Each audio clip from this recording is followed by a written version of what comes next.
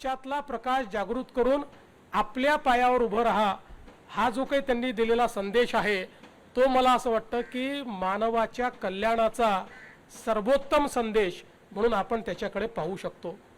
खरं म्हणजे भारतरत्न डॉक्टर बाबासाहेब आंबेडकर यांच्या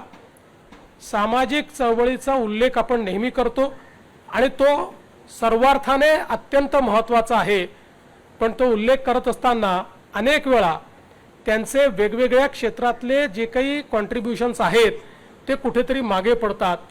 आणि म्हणून केवळ एक विषयावर या ठिकाणी मी बोलणार आहे आणि ते म्हणजे त्यांनी जो भारताच्या अर्थकारणाला एक प्रकारे जी दिशा दिली ती अत्यंत महत्त्वाची आहे। याचं कारण आपल्याला कल्पना असेल की भारतरत्न डॉक्टर बाबासाहेब आंबेडकरांनी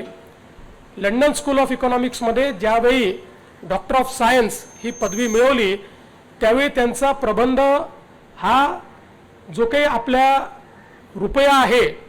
प्रॉब्लेम्स बिफोर इंडियन रुपी अशा प्रकारचा प्रबंध त्यांनी तयार केला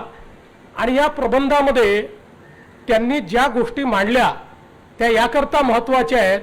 की त्यानंतर त्या प्रबंधात त्यांनी असं सांगितलं होतं की भारतामध्ये एक सेंट्रल बँक असली पाहिजे, त्याशिवाय भारतामध्ये बँकिंग